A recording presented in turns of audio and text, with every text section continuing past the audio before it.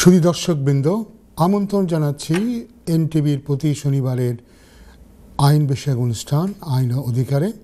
পরবর্তী 90 মিনিট আমি আবু রেজা আপনাদের সাথে আছি। আপনারা জানেন এই অনুষ্ঠানে আমরা ব্রিটেনের বিভিন্ন আইন, বিশেষ করে immigration, asylum, human rights, family law নিয়ে কথা বলি। এবং এই অনুষ্ঠানে আপনারাও যোগ দিতে পারেন।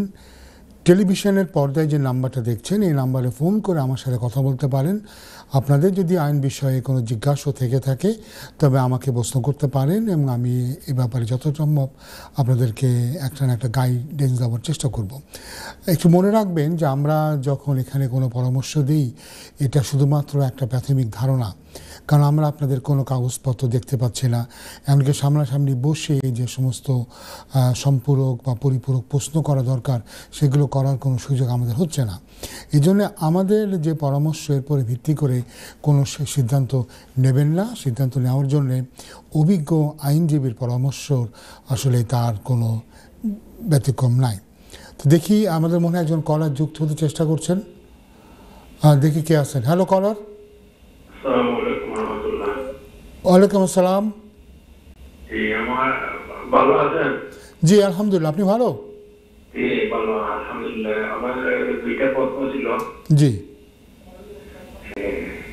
এই প্রথম প্রশ্ন হলো, আমার আত্মীয় একজন ইউরোপ থেকে দেশে বসবাস করতেছেন। জি। উনি ওই ফ্রিতে চলে আসেন। উনি কি নিজের পার্টিদারে দেশের সেটেল করার কোনো ব্যবস্থা আছে কিনা? সরি আপনি কি বললেন? উনি প্রি সেটেলে আসেন? হ্যাঁ, উনি কাকে এদেশে সেটেল করবেন? উনি এই দেশে ইউরোপটাকে আসেন, এই দেশটাকে সেটেল হয়েছেন। যে উনি তো প্রি সেটেল, কিন্তু উনি কাকে সেটেল করবেন? উনি এই দেশের পার্টিদারিতে ডিপেন্ডেন্ট হিসাবে বাংলাদেশটাকে ডিপেন্ডেন্ট হিসাবে। জি না, সেটা পার্টিদারের সাইডে ইউরোপিয়ান হিসাবে পার্টিদারে কোনো সেটেল করা। জি না, যেটা কারণ যেহেতু এখন আমরা আর ইউরোপিয়ান ইউনিয়নের মেম্বার নয়, ভাতিজা যদি উনি সেটেল হতেন তাকে আপনার এক্সটেন্ডেড ফ্যামিলি মেম্বার হিসেবে অ্যাপ্লিকেশন করতে হতো। যেহেতু আমরা আর এখন ব্রেক্সিটের পরে আর আমরা ইইউ এর ভিতরে নাই, ফলে যে ইইউ যে রেগুলেশন ছিল, যে রেগুলেশন অনুযায়ী এক্সটেন্ডেড ফ্যামিলি মেম্বার সেটেলমেন্ট পেতে পারতো, সেটা আর এখন সম্ভব না। সম্ভব না? জি না। ওই ইইউ এর রুটে সম্ভব হবে না, অন্য কোনো রুটে হতে পারে।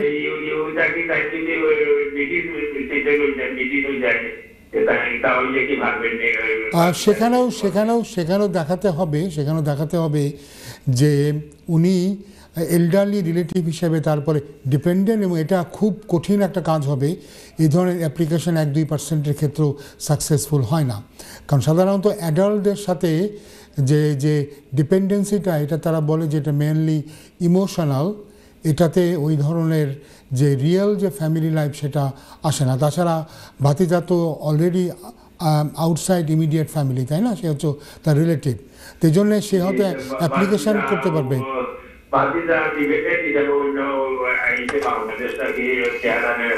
জি জি জি।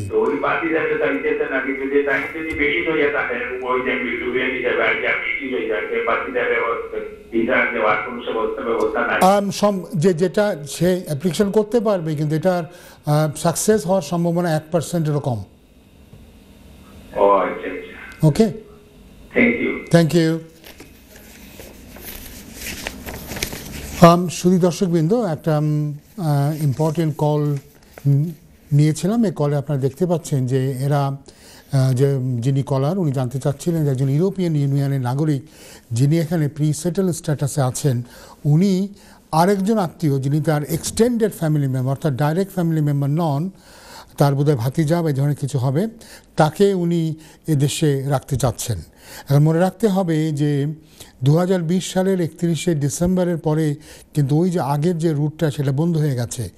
এখন যেটা সম্ভব, কেউ যদি প্রি সেটেল স্ট্যাটাসে থাকেন, তবে তারা ডাইরেক্ট ফ্যামিলি মেম্বার, যদি সম্পর্কটা শুরু হয় 31শে ডিসেম্বর 2020-এর আগে, তাহলেই তাকে স্পন্সর করা সম্ভব, আদারওয়াইজ সম্ভব নয়। মনে হয় একজন কলার যুক্ত হচ্ছেন, দেখি কে আছেন। হ্যালো কলার। হ্যালো, হ্যাঁ কলার, আপনি কেটে যাচ্ছেন, আপনার এখানে ব্রেক হচ্ছে, আপনি একটু কেটে আবার রিং করেন ফোন। হ্যালো হ্যালো হ্যালো, মনে হচ্ছে আমরা কলারকে হারিয়ে ফেলেছি। যাই হোক, আমরা যে কথা বলছিলাম যে আমরা আমরা অনুষ্ঠান সম্পর্কে বলছিলাম যে অনুষ্ঠানে আপনারা আমার সাথে কথা বলতে পারেন সরাসরি। টেলিভিশন স্ক্রিনে যে নাম্বারটা দেখছেন ওই নাম্বারে রিং করে আমার সাথে কথা বলতে পারেন এবং আমার যথাসাধ্য সম্ভব আপনাদের কাহিনী বিষয়ে একটা গাইডলাইন দেওয়ার চেষ্টা করতে পারি। হ্যালো, একজন কলার যুক্ত হচ্ছেন। হ্যালো, ওয়ালাইকুম সালাম। জি জি শুনছি, একটু আপনার ব্রেক হচ্ছে। কেন ব্রেক হচ্ছে? আমাদের প্রবলেম না আপনার প্রবলেম, বুঝতে পারছি না। আমার কত নেটের একটু প্রবলেম হতে পারে। জি বলেন একটু। আচ্ছা, জি শুনছেন? জি শুনছি। আচ্ছা, আমার একটা প্রবলেম হলো, আমার ইউরোপিয়ান পাসপোর্ট। জি আমি ইংল্যান্ডে আছি 5 বছর যাব। জি তো আমি ট্রাভেল করতে হলে প্রায় সময় ইমিগ্রেশনে আমার একটা প্রবলেম হয়। আমি কলকাতা বেলজিয়ামে গেছিলাম।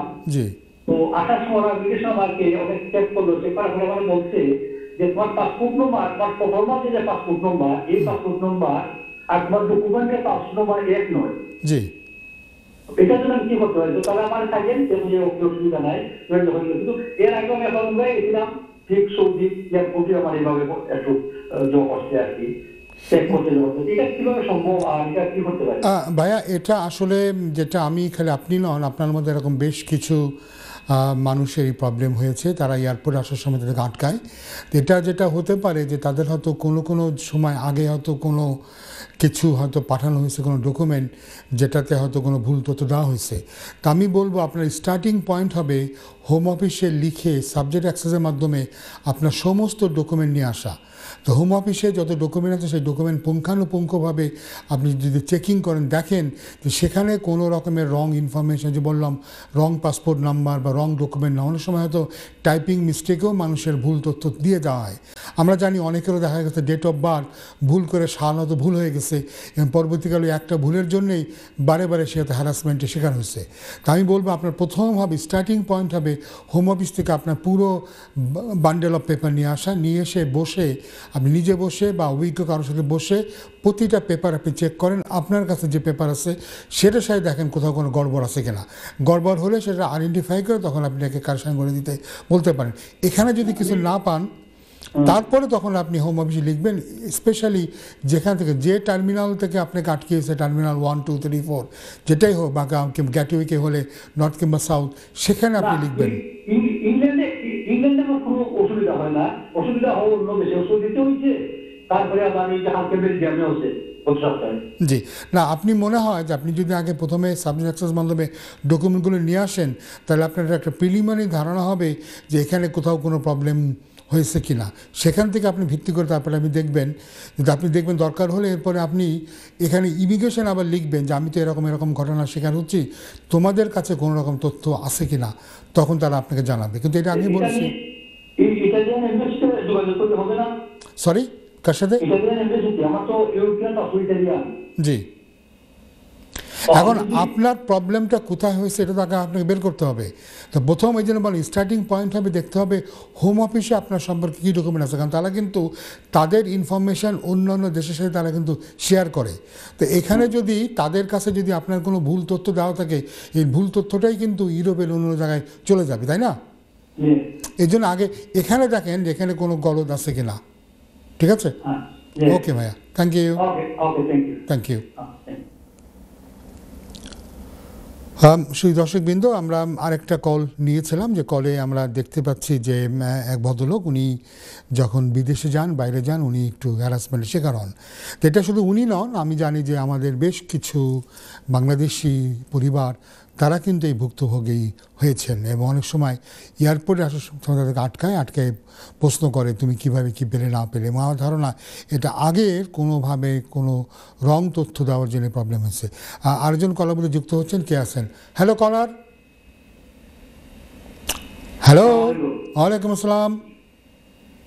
আমি জানতে চাইছিলাম জি বলেন। ইউরোপ থেকে আসতে এসেছে, জি আমি পার্মানেন্ট হয়ে গেছি।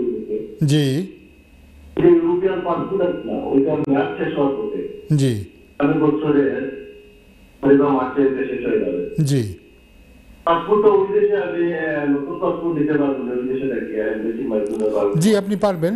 আপনি পৃথিবীর যেখানেই থাকেন না কেন আপনি সেই দেশের অ্যাম্বাসিতে গিয়ে আপনি অ্যাপ্লাই করলে আপনি পাসপোর্ট নিতে পারবেন। আমাদের এমনও ক্লায়েন্ট আছে যারা যে দেশের নাগরিক সে দেশে তারা কোনো দিন যায়ও নি, সবসময় বিদেশে থেকেছে এবং তারা পাসপোর্ট পেয়েছে। তা আপনিও পাবেন। আমি এটা কি পারবো? যে আপনি পারবেন, আপনি এদেশে থেকেই আপনি অন্য দেশের পাসপোর্ট, যে দেশের নাগরিকত্ব সেই দেশের অ্যাম্বাসির সাথে যোগাযোগ করে আপনি পাসপোর্ট রিনিউ করতে পারবেন বা রিপ্লেসমেন্ট পাসপোর্ট নিতে পারবেন। আমার এটা নেটওয়ার্ক আছে। জি এই যে আমি বললাম যে আপনি অবশ্যই পারবেন। আপনি আপনার অ্যাম্বাসির সাথে আপনি কন্ট্যাক্ট করেন, ওরাই আপনাকে গাইডেন্স করবেন, আপনি পারবেন। এরকম বিধান আছে যেমন জি আপনি কী করতে হবে বাড়ি, আপনার কথাটা কিন্তু ব্রেক হয়ে যাচ্ছে। আর আপনার ভিসার সাথে পাসপোর্টের কোনো সম্পর্ক নাই। ভিসা হচ্ছে এদেশের ব্যাপার। আপনার যদি এদেশের কোনো পাসপোর্টের ভিসা নাও থেকে থাকে কিন্তু আপনি পাসপোর্ট সেই দেশের পাসপোর্ট আপনি রিনিউ করতে পারবেন। ভিসার ইস্যুটা হচ্ছে এদেশের হোম অফিসের সাথে। আপনি যে ধরেন ফর এক্সাম্পল আপনার হচ্ছে ডাচ ন্যাশনালিটি, তো ডাচ যে অ্যাম্বাসি সেই অ্যাম্বাসির সাথে এদেশে ভিসা আছে কি না আছে এটা নিয়ে পাসপোর্ট রিনিউয়ের কোনো সম্পর্ক নাই। আমি আপনাকে বিকল্প যে ই ভিসাটা হচ্ছে আপনার যে ভিসা আছে, যেহেতু এই বছরের 31শে ডিসেম্বরের পরে বিআরপি যে কার্ড আছে কার্ড আর তারা ব্যবহার করবে না। তো সেটার জন্য তারা যেটা করতে হবে, আপনি ই ভিসার জন্য অ্যাপ্লাই করলে আপনি একটা নাম্বার পাবেন। ওই নাম্বারটা ওই যে ডিজিটাল নাম্বার হবে, ওই নাম্বারটাই তখন আপনার কার্ডের পরিবর্তে ব্যবহৃত হবে। আপনার যদি কার্ড না থাকে সেক্ষেত্রে আমার মনে হয় ওখানে অনেকগুলি অ্যাড্রেস আছে, ইমেল আছে, ওখানে আপনি লিখবেন, লিখে বলবেন যে আমরা যারা ইউরোপের নাগরিক আছি আমাদের কোনো কার্ড নাই, আমাদের কি হবে। আমার ধারণা আপনার অবশ্যই একটা নাম্বার আছে, আপনাকে তারা যখন দেশে প্রি সেটেল বা সেটেল স্ট্যাটাস দিয়ে থাকে তখন আপনি নিশ্চয়ই একটা কার্ড পেয়েছেন, যে কার্ডটা পেয়েছেন ওই কার্ডের নাম্বারটা আপনাকে ব্যবহার করতে হবে। ওখানে গেলে ওখানে দেখবেন খুব সুন্দরভাবে গাইডেন্স দেওয়া হচ্ছে স্টেপ বাই স্টেপ কীভাবে ফলো করলে কোন স্টেপে পরে কোন স্টেপ নিলে আপনি এটাকে ই ভিসার জন্য রেজিস্ট্রেশন করতে পারেন, এটাকে তখন বলা আছে। জি আপনার বাচ্চা যেহেতু ব্রিটিশ তার জন্য কোনো ভিসা দরকার পড়বে না। ওকে ভাই, ধন্যবাদ। ওকে সুদর্শকবৃন্দ, আবার আলোচনায় ফিরে যাচ্ছি। আমরা বলছিলাম যে আমরা কি করি এবং আমরা কিভাবে আপনাদের সাথে আমরা যুক্ত হই। হ্যালো, আরেকজন কলার যুক্ত হচ্ছেন, কে আছেন? হ্যালো কলার। হ্যালো। ওয়ালাইকুম সালাম, কলার বলেন। জি আমার একটা কোশ্চেন আছে। জি বলেন। কোশ্চেন হলো পিএসডব্লিউ কি ওয়ার্ক পারমিটের দেওয়ার পরে পিএসডব্লিউ আইএসপি রিফান্ড পাওয়া যায়? সরি বুঝলাম না, আপনি কি বললেন? আপনি আছেন এখন গ্র্যাজুয়েট রুট থেকে আপনি যাচ্ছেন কোথায়? ওয়ার্ক ভিসাতে। জি হ্যাঁ, এখন কি প্রবলেম আপনার?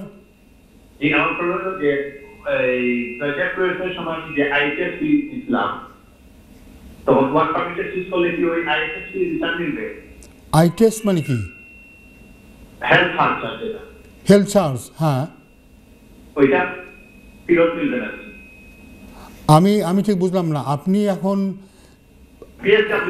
পিএসডব্লিউতে আছেন, হ্যাঁ, তারপরে এখন আপনি কিসের আপনি হেলথ চার্জ ফেরত চাচ্ছেন? আমি এখন ওয়ার্ক পারমিটে যাবেন, হ্যাঁ, কিন্তু আপনি হেলথ চার্জ ফেরত চাচ্ছেন কেন? আপনি তো অলরেডি ভিসা পেয়েছেন, ভিসা পাওয়ার পরে আপনি হেলথ চার্জ কেন আপনি ফেরত চাইবেন? আমি তো ওয়ার্ক পারমিটে যাওয়ার পরে আবার আমি ওই আইএসপি পাস করতে। হ্যাঁ, কিন্তু আপনি তো হেলথ চার্জ দিয়েছেন ওয়ার্ক পারমিটের জন্যে, আর আপনার হ্যাঁ, তাহলে আপনি কিসের জন্য আপনি কিসের হেলথ চার্জ আপনি ফেরত চাচ্ছেন?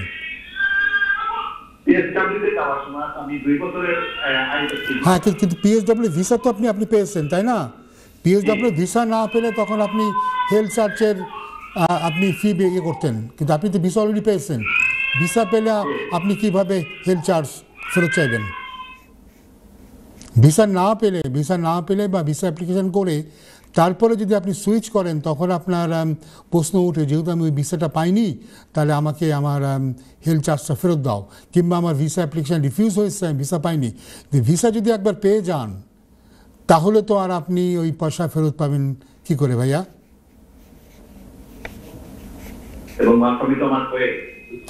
জি জি, আমি বুঝতে পেরেছি, কিন্তু যেহেতু আপনি আগেও আপনি ভিসা পেয়েছেন যেহেতু আপনি কি করে হেলথ চার্জ ফেরত পাবেন? হেলথ চার্জ তখনই ফেরত পাবেন যদি আপনি ভিসা না পেয়ে থাকেন। ভিসা তো আপনাকে দিয়েছে তারা গ্র্যাজুয়েট রুটে। যদি আপনি গ্র্যাজুয়েট রুটে ভিসা পাওয়ার আগে যদি আপনি সুইচ করে থাকেন তাহলে আপনি আগের যে জন্য যে পেমেন্ট করেছেন সেই হেলথ চার্জটা আপনি ফেরত পেতে পারেন।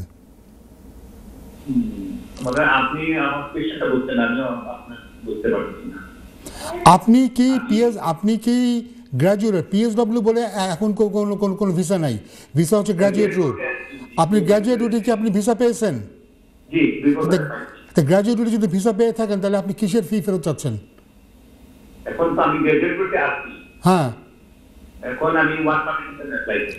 তো গ্র্যাজুয়েট রুট থেকে ওয়ার্ক পারমিটে গেলে গ্র্যাজুয়েট রুটে তো ভিসা আপনি পেয়েছেন, তো ভিসা পেলে কেন আপনি ফি ফেরত চাইবেন?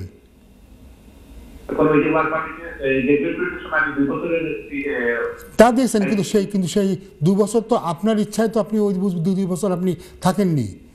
ফিটা ফেরত দেওয়ার প্রশ্ন তখনই ওঠে যদি আপনি ভিসা আপনাকে তারা না দেয়, কিংবা ভিসা পাওয়ার আগে যদি আপনি সুইচ করেন।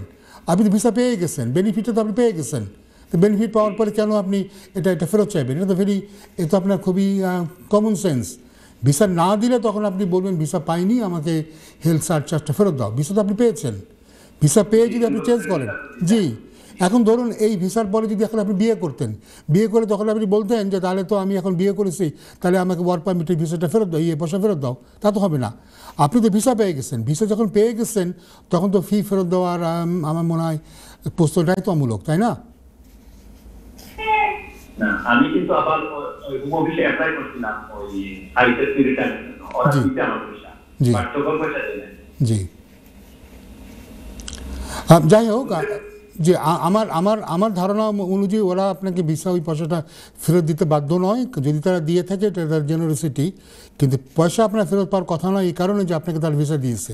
ভিসা না দিলে তখন পয়সা ফেরত পাওয়ার একটা ইস্যু হয়। তারা যদি তাদের মর্জি, তাদের ডিসক্রিপশন ইউজ করে আপনাকে ভিসার পয়সা দিয়ে দেয়, দ্যাটস এ ডিফারেন্ট থিং। কিন্তু আইনত ওইটা পাওয়ার অধিকার আপনার নাই, কারণ আপনি ভিসাটা পেয়েছেন। ভিসাটা পেয়ে ভিসাটা আমি কাজে লাগাই নাই। হ্যাঁ,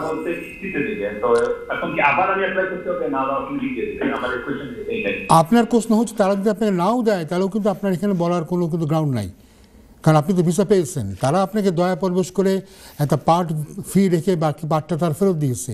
তারা কিন্তু পার্টটা ফেরত দিতেও তারা বাধ্য নয়, কারণ তারা ভিসা আপনাকে দিয়েছে। ফলে আইনত আপনি কিন্তু কোনো স্ট্রং পজিশনে নাই। ঠিক আছে? হ্যালো দর্শকবৃন্দ, আমরা আবার মূল অনুষ্ঠানে ফিরে আসি। বেশ অনেকগুলো কল নিচ্ছিলাম, তো কলের বেশ অনেকগুলো বিষয়ও সামনে উঠে এসেছে। এখন অনেকেই যেমন এখনও মনে করছেন যে যারা ইউরোপিয়ান নাগরিক তারা ইচ্ছা করলে যে কোনো ফ্যামিলি মেম্বারকে স্পন্সর করতে পারেন। এটা তো অবশ্যই সম্ভব নয়। একমাত্র যারা ডাইরেক্ট ফ্যামিলি মেম্বার, বাবা মা বা স্ত্রী পুত্র, এবং অবশ্যই যেখানে সম্পর্কটা শুরু হয়েছে 31শে ডিসেম্বর 2020-এর আগে, এবং যিনি মূল স্পন্সর, যিনি স্পন্সর করছেন, যিনি ইউ নাগরিক, তাকে অবশ্যই 31শে ডিসেম্বর 2020-এর আগে এই দেশে আসতে হবে, দেশে থাকতে হবে। তারাই শুধুমাত্র ডাইরেক্ট ফ্যামিলি মেম্বারদেরকে এখনও স্পন্সর করতে পারেন। আর কাউকে স্পন্সর করতে গেলে তাদেরকে এই ইউ লর ভিতরে নয়, তাদেরকে যেতে হবে ইমিগ্রেশন রুলের ভিতরে। ইমিগ্রেশনের রুলের ভিতরে যদি তারা কোয়ালিফাই করেন তো সেক্ষেত্রে তারা আনতে পারবেন। আরও একটা আমরা কল নিয়ে এখানে কথা বলছিলাম, যেখানে দেখা যাচ্ছে এক ভদ্রলোক, উনি গ্র্যাজুয়েট রুটে গিয়ে সেখান থেকে আমার ওয়ার্ক পারমিটে সুইচ করেছেন, এবং উনি এরপরে তার যে এই IHS ইমিগ্রেশন হেলথ সার্চার্জটা ফেরত চাচ্ছেন। প্রথম কথা হচ্ছে যে যদি আপনি ভিসা পেয়ে থাকেন তবে আইনত হোম অফিস আপনাকে IHS হেলথ চার্জ ফেরত দিতে বাধ্য নয়। তো ইচ্ছা করে কোনো কোনো সময় তারা হয়তো একটা পার্সেন্টেজ কেটে যে তুমি তো 2 বছর ভিসা পেয়েছিলে, 2 বছর তো তুমি থাকো নাই, তুমি আবার ভিসা ফি দিয়ে আরেকটা রুটে যাচ্ছ, তো হয়তো সেই হিসেবে একটা অংশ তারা ফেরত দিতে পারে। আগেই বলেছে ফেরত দিতে তারা বাধ্য নয়, এই কারণে যেহেতু আপনাকে ভিসা দিয়েছে। ভিসা না দিলে, ভিসা যদি রিফিউজ করে বা আপনি ভিসাটাকে ভ্যারি করেন ওই ভিসা পাওয়ার আগে, সেক্ষেত্রে আপনি হয়তো IHS হেলথ চার্জ চাইতে পারেন। অন্য ক্ষেত্রে আপনার চাওয়াটা আইন সিদ্ধ নয়, হোম অফিস আগে ডিসক্রিপশন ইউজ করে আপনাকে বাসায় ফেরত দিলে ফেরত দিতেও পারে, নাও দিতে পারে। আজকে আমরা কিছু আপডেট নিয়ে কথা বলবো। এর মধ্যে আমাদের কমিউনিটির জন্য যেটা সিগনিফিক্যান্ট আপডেট সেটা হচ্ছে এই যে এই সরকার তারা হ্যালো একজন কলার যুক্ত হচ্ছেন। ওয়ালাইকুম সালাম, কলার বলেন। জি, আমার একটা কোয়েশ্চেন ছিল। জি, আমি এদেশে ওভারস্টে। জি জি, তো আমার ওয়াইফ এখন পাপামি যাচ্ছে। জি তো আমার একটা বেবি আছে। জি জি তো ওর জন্য আমরা অ্যাপ্লাই করছি ওর মায়ের ডিপেন্ডেন্স হিসাবে। হ্যালো হ্যালো, হ্যাঁ আমি বুঝতে পেরেছি, আপনি হচ্ছেন একজন ওভারস্টেয়ার কিন্তু আপনার ওয়াইফ হচ্ছে একজন ওয়ার্ক পারমিট হোল্ডার, তার একটা বাচ্চা আছে, আপনাদের বাচ্চা আছে, বাচ্চার জন্য আপনারা অ্যাপ্লাই করেছেন। হ্যাঁ বলেন, তারপরে কি? জি, তো ওরা বলছিল 17 অগাস্টের মধ্যে রেজাল্ট জানাবে, তো এখনো জানাই। 1 নম্বর কোয়েশ্চেন, জি কতদিন লাগতে পারে? 2 নম্বর হলো আমি হিউম্যান রাইটস এর অ্যাপ্লাই করছি, ওগুলা কতদিন সময় লাগতে পারে? আপনি কিছুর জন্য অ্যাপ্লাই করেছেন? Human rights. হ্যাঁ, কি বলতে চাচ্ছেন আপনি? এখন ওগুলা কতদিন সময় লাগতে পারে? না আপনি হিউম্যান রাইটসে আপনি কি বলতে চাচ্ছেন? এই আমার যে এখানে ওয়াইফ আছে, আমার বেবি আছে। কিন্তু আপনার ওয়াইফ তো এদেশে সেটেল না। জি, আপনার ওয়াইফ তো এই দেশে সেটেল না। জি, উনি তো সেটেল না। হ্যাঁ, তাহলে ওনার তো 5 বছরের কি আছে, আমার বেবি তো এখন। আপনার বেবিও তো এই দেশে সেটেল না। আপনার বেবি তো হয়েছে, ফলে কি হচ্ছে আপনার যে হিউম্যান রাইটস অ্যাপ্লিকেশন আছে এটা ইমিগ্রেশনের রুলের মধ্যে পড়ে না, বা তাদের যে মেন যে সমস্ত পলিসি আছে যেটাকে তারা বলে অ্যাপেন্ডিক্স FM, এর মধ্যে কিন্তু আপনারা পড়েন না। তা আপনাকে যদি তারা ভিসা দেয় তবে তারা ভিসা দেবে আউটসাইড দ্য রুলস, কম্প্যাশনেট এবং কম্পেলিং এক্সেপশনাল গ্রাউন্ডসে। তো তারা কোনো এক্সেপশনাল গ্রাউন্ড যদি পায়, কোনো কম্প্যাশনের গ্রাউন্ড যদি পায়, কম্পেলিং কোনো সার্কামস্টান্সেস পায়, তাহলে তারা আইনের বাইরে গিয়ে তারা আপনাকে ভিসা দেবে। নইলে এমনি আইনের ভিতর থেকে আপনার ভিসা পাওয়াটা কঠিন। এতক্ষণ আমাদের সাথে থাকার জন্য ধন্যবাদ। তো বিরতির আগে আমরা কথা বলছিলাম, একটা আলোচনা করছিলাম, এখন সেই আলোচনারই সূত্রপাত ধরে কিছু আপডেট দেই। আমি বলছিলাম যে একটা খুব ইম্পর্টেন্ট আপডেট আছে আমাদের কমিউনিটির জন্যে।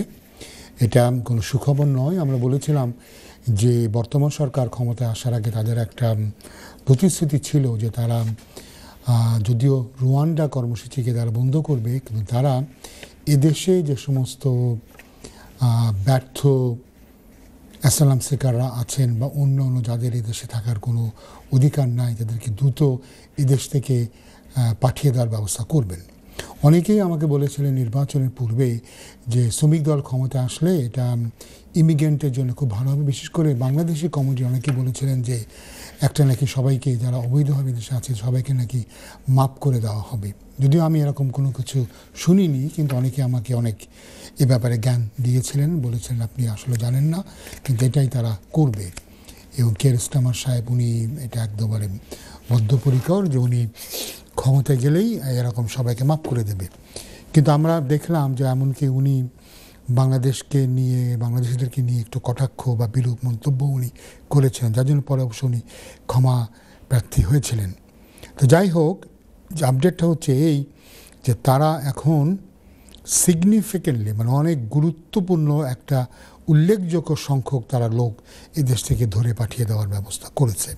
তো যারা অ্যাসাইলাম ক্লেম করে ব্যর্থ হয়েছেন বা যাদের এদেশে অন্য কোনোভাবে থাকার কোনো রাইট নাই, এদেরকে দ্রুত এদেশ থেকে বার করে দেওয়ার জন্যে তারা ব্যবস্থা নিচ্ছেন। 300 নতুন কর্মচারী বা 300 লোক নিয়োগ করা হয়েছে এ ব্যাপারে। এবং আমরা দেখতে পাচ্ছি ক্যাম্পসফিল্ড, অক্সফোর্ডে যে ডিটেনশন সেন্টার ছিল, যারা বহুদিন বন্ধ ছিল, সেটাকে আবার চালু করা হবে এবং হ্যাজলারে আরেকটা যে ডিটেনশন সেন্টার সেটাকেও তারা আবার খুলবে এবং সেখানে আবার নতুন করে বেড ফেলা হবে এবং যাদেরকে ধরে পাঠাবে এদেরকে ওখানে নিয়ে গিয়ে দ্রুত রাখা হবে এবং ধরে পাঠানোর জন্য ব্যবস্থা করা হচ্ছে। আরও ইন্টেলিজেন্স অফিসারও নিয়োগ করা হবে এবং তারা বলতে চাচ্ছে যে 2010-এর পরে ফেরত পাঠানোর সংখ্যা উল্লেখযোগ্যভাবে কমে গিয়েছিল, তারা এই সংখ্যা বাড়াতে চায় এবং যেহেতু শব্দটা তারা ব্যবহার করেছে সিগনিফিকেন্টলি ইনক্রিজ রিমুভাল, তার মানে তারা একটা উল্লেখযোগ্য হারে তারা দেশ থেকে ধরে ফেরত পাঠানোর ব্যবস্থা করবে। তো এটা তো ঠিকই, এটা তো আবার যারা আশা করছিলেন যে শ্রমিক দল ক্ষমতায় আসলে সবাইকে ঢালাওভাবে মাপ করে দেবে, এই ধরনের কোনো কিছু বলে তো আমার কাছে মনে হচ্ছে না, বরঞ্চ এটা নিয়ে একটা ভীতির কারণ হবে। এবং আরও আমরা দেখেছি তারা বলেছে যে যে সমস্ত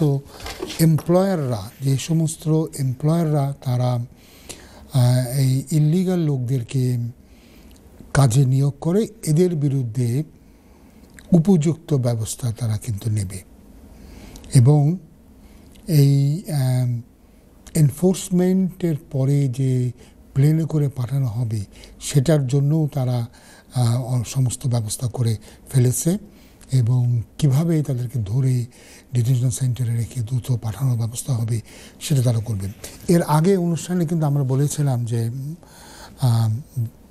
সরকার বিভিন্ন দেশের সাথে তারা এক ধরনের আন্ডারস্ট্যান্ডিংয়ে আসছে যে কীভাবে সহজভাবে তারা এই দেশ থেকে লোক পাঠিয়ে দিতে পারে।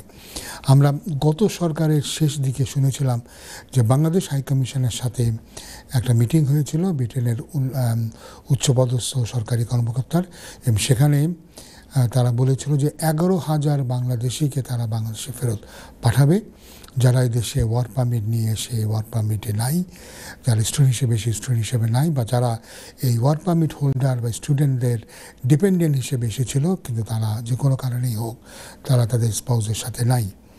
তো এদেরকে প্রায় 11,000-এর মতো সংখ্যা তারা ফেরত পাঠিয়ে দিতে যাচ্ছিল, বলেছিল যে এদেরকে কীভাবে উইদাউট ইন্টারভিউ না করে দ্রুত পাঠিয়ে দেওয়া সম্ভব এবং বাংলাদেশ কিন্তু তাদেরকে নিতে যতদূর আমরা জানি পত্রিকার খবর অনুযায়ী তারা কিন্তু ফেরত নিতে স্বীকার করেছিলেন। এবং শুধু বাংলাদেশ আমরা জানি আলবেনিয়ার সাথে আগের সরকারের একটা চুক্তি আছে, সেই হিসাবে আলবেনিয়ানদেরকে আমরা দেখি যে সব ক্লেমই তাদের রিফিউজ করে দ্রুত ফেরত পাঠানো হয়। এবং আমরা এটাও জানি যে ভিয়েতনামের সাথেও আলোচনা হয়েছে।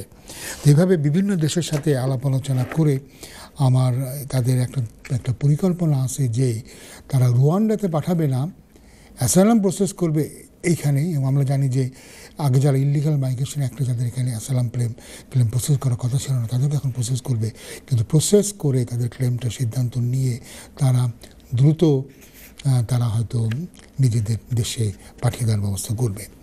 বাংলাদেশিদের জন্য তো এটা অবশ্যই খুবই একটা দুঃসংবাদ, কারণ তারা যদি অনায়াসেই বাংলাদেশিদেরকে পাঠিয়ে দিতে পারে। আমরা জানি অনেকেই আছে আমাদের কমিউনিটি যারা দীর্ঘদিন ধরে এদেশে আছেন অ্যাসাইলাম ক্লেম করে বা একটা ক্লেম করে দীর্ঘদিন আছেন, কোনো একটা সময় 15 বা 20 বছর করে লং রেসিডেন্সের গ্রাউন্ডে তারা অ্যাপ্লাই করেন, তাদের জন্য এটা একটা নিঃসন্দেহে একটা দুঃসংবাদ।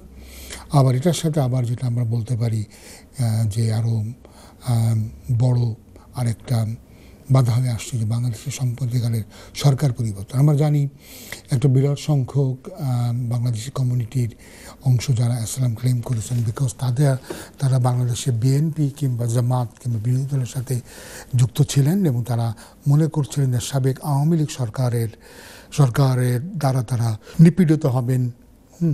কিন্তু যেহেতু সরকারের পতন হয়েছে এবং অনেকেই যারা অভিযোগ করতেন যে ডিজিটাল সিকিউরিটি অ্যাক্টের আন্ডারে তারা মিথ্যা মামলার শিকার হবেন, আমরা জানি যে ডিজিটাল সিকিউরিটি অ্যাক্টটা হয়তো বাতিল করে দেওয়া হবে। এসব ব্যাপারে সরকারের উচ্চ মহলে অনেক পরিকল্পনা চলছে। আমরা আইন বিষয়ক উপদেষ্টা ডক্টর আসিফ নজরুলের বক্তব্য শুনেছি, উনি নিজেই বলেছেন যে উনি নিজেই সাইবার সিকিউরিটি অ্যাক্টে একটা ভিকটিম, তো ওনার এই আইনের প্রতি তেমন কোনো মহব্বত নাই, তো উনি আইনগুলো পরিবর্তন করবেন। তো আইনগুলো যদি বাতিল হয়ে যায় তবে যারা আজকে ডিজিটাল সিকিউরিটি অ্যাক্টের আন্ডারে মামলা খেয়ে যারা ভয় পাচ্ছেন যে দেশে গেলে তাদের প্রবলেম হতে পারে, তাদেরকে মনে রাখতে হবে যে এটা হয়তো ভবিষ্যতে আর অ্যাসাইলামের কোনো গ্রাউন্ড থাকবে না। এর আগের একটা অনুষ্ঠানে আমরা আমাদের সহ প্রেজেন্টারদের সাথে আমরা হাজির হয়েছিলাম, সেখানে প্রশ্ন উঠেছিল যে যারা অলরেডি অ্যাসাইলাম ক্লেম করেছে তাদের কী হবে। এতক্ষণ আমার সাথে থাকার জন্য ধন্যবাদ। বিরতির আগে আমরা কিছু আপডেট নিয়ে আলোচনা করছিলাম। এর মধ্যে সবচেয়ে ইম্পর্টেন্ট আপডেট হচ্ছে যে হোম অফিস তারা পরিকল্পনা নিয়েছে যে ব্যর্থ অ্যাসাইলাম সিকার এবং যাদের এদেশে থাকার আর কোনো অধিকারই নাই, কোনো অ্যাপ্লিকেশন পেন্ডিং নাই, এদেরকে তারা দ্রুত ফেরত পাঠাবে। এবং তারা বলছে সংখ্যাটা তারা আগে যত বাড়াতো তার চেয়ে অনেক সিগনিফিকেন্টলি এই নাম্বারটা বাড়িয়ে দেবে। এবং এই কারণে তারা 300 কর্মচারী নিয়োগ করেছে, ইন্টেলিজেন্স অফিসার নিয়োগ করা হয়েছে 100। এবং আরও আমরা দেখতে পাচ্ছি যে 2টি পরিত্যক্ত বা যাকে বন্ধ করা হয়েছিল ডিটেনশন সেন্টার হ্যাজলার আর ক্যাম্পসফিল্ড অক্সফোর্ডে, এগুলি আবার তারা ওপেন করবে। এবং এ ব্যাপারে তারা কিভাবে ফ্লাইট এবং অন্যান্য ব্যবস্থা করা যাবে তাড়াতাড়ি, সেই ব্যাপারে তারা এগিয়ে যাচ্ছে। তো এটা মনে করার কোনো কারণ নেই। যারা নাকি মনে করেছিল যে শ্রমিক দল ক্ষমতা আসার পরে ইমিগ্রেন্টদের জন্য জীবনটা খুব চমৎকার হবে, তা কিন্তু হচ্ছে না। ইমিগ্রেন্টদের ব্যাপারে যেটা বারে বারে কিয়ার স্টারমার বলেছিলেন যে তিনি এনফোর্সমেন্টের ব্যাপারে খুব কড়াকড়ি বা একটা অবস্থান নেবেন, সেটাই হচ্ছে। এবং যে সমস্ত প্রতিষ্ঠান তারা অবৈধ লোককে নিয়োগ করবে তাদের বিরুদ্ধেও খুব কঠোর শাস্তিমূলক ব্যবস্থা নেওয়া হবে। তো এটা অবশ্যই আমাদের কমিউনিটির অনেকের জন্য চিন্তার কারণ, কারণ আমরা জানি যে আমাদের কমিউনিটিতে অনেকেই এখন এদেশে আছেন যাদের বৈধ কাগজপত্র নাই। নানা কারণে জীবিকার অন্বেষণে অনেকেই এদেশে আসেন, এদেশে এসে কাজ করেন এবং তারা যে পয়সা বাংলাদেশে পাঠান সেটা দিয়ে তাদের পরিবার, আরও অনেকগুলো পরিবার তাদের একজনের ইনকামের পরে নির্ভরশীল। তো এই যে জন্যে এই দেশে মানুষ বছরের পর বছর অনেক কষ্ট সহ্য করেও মানুষ এদেশে থাকে, অবৈধভাবে থাকে। একটাই উদ্দেশ্য হচ্ছে যে তাদের নিজেদের পরিবারে কিছুটা হলেও সচ্ছলতা এনে দেওয়া। তো এটা অবশ্যই এই ধরনের অনেকের জন্য একটা খুব বড় দুঃসংবাদ হবে। তো দেখা যাক আমরা সামনে আর কিভাবে এটা চলে এবং কিভাবে সরকার তাদের এই কর্মসূচি তারা কার্যকর করে, এটা দেখতে হবে। আরেকটা আপডেট দিই আমরা, এই হিউম্যান ট্রাফিকিংয়ের ভিকটিমদের ব্যাপারে অনেকে জানেন যে যারা এদেশে আসার পথে বা এদেশে আসার পরে যারা এদেশে যাদেরকে স্লেভের মতো, দাসের মতো ট্রিটমেন্ট করা হয়েছে, অনেক মহিলাকে আমরা জানি যে যৌন দাসী হিসাবে ব্যবহার করা হয় এবং অনেক পুরুষ যাদেরকে জোর করে কাজ করানো হয়, বিনা বেতনে কাজ করানো হয়। তাদের প্রোটেকশনের জন্য যে অ্যান্টি স্লেভারি যে লেজিসলেশন আছে বা যে সমস্ত রেগুলেশন আছে সেটা এদেশে অনেক কার্যকর। এবং যারা এই সমস্ত হয়রানির শিকার তারা কিন্তু দেশে থাকার জন্য তারা অ্যাপ্লিকেশন করতে পারেন। অনেকেই জানেন এটা ঠিক কীভাবে হয়, যেটা দুভাবে হয়। প্রথমত তাদের এই কেসটা NRM ন্যাশনাল রেফারাল মেকানিজম তাদেরকে অ্যাপ্লিকেশন করতে হয়। কোনো লয়ার কিন্তু সরাসরি এখানে অ্যাপ্লিকেশন করতে পারে না, কতগুলো এজেন্সি আছে, হোম অফিসে ইচ্ছা করলে এখানে রেফার করতে পারে। এখানে করার পরে তারা প্রথমে প্রাথমিকভাবে একটা ডিসিশন দেয়। সেই ডিসিশন দিলে যদি এটা পজিটিভ হয় তবে 45 দিন পর্যন্ত সময় দেওয়া হয় মানুষকে রিকভার করার জন্য। কারণ সবাই মনে করে যে যারা এখানে এইভাবে দাস হিসেবে যারা ব্যবহৃত হয়েছে বা যৌনদাস হিসেবে ব্যবহৃত হয়েছে তাদের 45 দিন সময় দেওয়া হয় নিজেকে রিকভার করার জন্যে। এরপরে তাদের কেসটা তারা কনসিডার করে একটা কনক্লুসিভ একটা ডিসিশন দেয়। কনক্লুসিভ ডিসিশন যদি না হয়, নেগেটিভ হয়, তাহলে ধর আপনি কিছুই পেলেন না। যদি এটা পজিটিভ হয় সেক্ষেত্রে আপনি অটোমেটিক্যালি কিন্তু কোনো ভিসা পান না, আপনাকে অ্যাপ্লাই করতে হয় ডিসক্রিশনারি লিভের জন্য। তো আমরা এই স্টেজে দেখতে পাচ্ছি যে অনেক কেস যেখানে একটা পজিটিভ ডিসিশন হয়ে গেছে, NRM মনে করছে যে আপনি কনক্লুসিভলি তারা দিচ্ছে যে আপনি একজন ভুক্তভোগী, একজন ভিকটিম অফ হিউম্যান ট্রাফিকিং, এরপরও কিন্তু হোম অফিস আপনাকে নানা কারণ দেখিয়ে আপনাকে তারা ভিসাটা দিচ্ছে না। তো এখানে একটা স্ট্যাটিস্টিকে দেখাচ্ছে যে এটার হার, এই সাকসেসফুল ভিসা পাওয়ার সংখ্যা খুবই কম। আমরাও নিজেদের অফিসে আমরা দেখেছি বহুত এরকম ক্লায়েন্ট আছে যাদেরকে কিন্তু ফাইনালি ভিসাটা দেওয়া হয়নি। তো এটা অবশ্যই একটা চিন্তার কারণ। তো এটার পিঠে আরেকটা কথাও বলতে হবে যে অনেকেই মনে করেছিল যে এই একটা এনআরএম একটা খুব সহজলভ্য একটা ব্যাপার, কারণ এখানে তো ইন্টারভিউ করে না, তেমন কোনো ডকুমেন্টও চায় না, কেউ নিজের একটা স্টেটমেন্টে পরে হয়। যাই হোক, তো যেটা আমরা দেখছিলাম যে অনেকেই মনে করতো যে এনআরএম একটা খুব সহজলভ্য একটা ব্যাপার। তো এর জন্য অনেক লোক হয়তো যারা এই দেশে অবৈধভাবে গমন করেছিলেন তাদের অনেকেই একটা কাহিনী বানাতেন, যে কাহিনী অবশ্য ধূপে টেকে না। আমাদের কমিউনিটিতে অনেকে দেখেছিলাম যে তারা ইন্ডিয়ান রেস্টুরেন্টে কাজ করছিলেন, সেও ধরা পড়েছে। অনেকে বলতেন যে এই সমস্ত রেস্টুরেন্টে নাকি তাদের ইচ্ছার বিরুদ্ধে জোর করে বিনা বেতনে মাসের পর মাস কাজ করানো হয়েছে, ফলে তারাও একটা ভিকটিম অফ হিউম্যান ট্রাফিকিং। এই ধরনের কেসগুলো আমরা দেখেছি, অনেক কেসগুলো কিন্তু পরবর্তীকালে আর সফল হয়নি। তো যাই হোক, আমরা জানি গত বছর হুমা বিশ্ব একটা বিজ্ঞপ্তিতে বলেছিলেন যে তারা এই ব্যাপারে তারা কঠোরতা অবলম্বন করছেন, যে অনায়াসে যাতে মানুষ এটাকে ব্যবহার করতে না পারে তারা দেখবে। একটা ব্রেকের সময় হয়ে গেছে, আমাদের সর্বশেষ ব্রেক।